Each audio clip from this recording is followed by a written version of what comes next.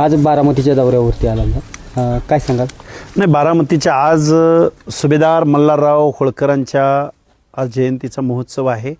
आज आम्ही त्यांच्या जन्मगावी जाऊन आलो आणि बारामतीतल्या अनेक गावामध्ये वाड्या वस्त्यांवरती भेटी देतो आहे.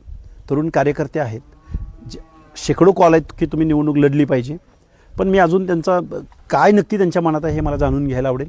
1-2 दिवसामध्ये आम्ही त्या बाबतीत आमची जाहीर भूमिका घेऊ. बारामतीत आज सर्वत्र चर्चा होण्यास सुरुवात झालेली आहे की लक्ष्मण हाके पोटनिवडणूक लढवणार, कसं पाहता येईल? मी ओबीसीच्या प्रश्नावर गेल्या अनेक वर्षापासून काम करतो आहे, एक संविधानिक बाजू मांडतो आहे, काही आंदोलनं करतो आहे. बारामती मला नवीन नाही, बारामतीमधल्या प्रत्येक वाड्या वस्त्यावरती, खेड्यामध्ये, गावामध्ये मी ह्याच्या अगोदर कितीतरी वेळा जाऊन आलेलो आहे. लोकांना आम्ही समजावून सांगू की आपण काय, या लोकशाहीमधल्या निवडणुकीचं महत्त्व काय असतं, सर्वसामान्य माणसाचे अधिकार काय असतात, शेतकऱ्यांच्या अडचणी आहेत, जिरायती भागातल्या लोकांच्या अडचणी आहेत, पिण्याच्या पाण्याचा प्रश्न आहे. बारामतीचं चित्र हे भारत देशापर्यंत, म्हणजे पंतप्रधान इथं भेट द्यायला येतात.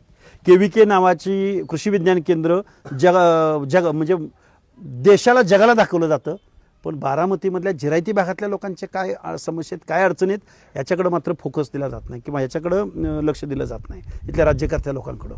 आवडेल निश्चित या लोकांची काय अडचणी आहेत आणि त्या अडचणींना, त्या प्रश्नांना वाचा फोडण्यासाठी जर ही निवडणूक, जर आपल्याला एक चांगली संधी भेटत असेल तर निश्चित यावरती विचार करू आम्ही आणि येत्या 1-2 दिवसामध्ये भूमिका घेऊ.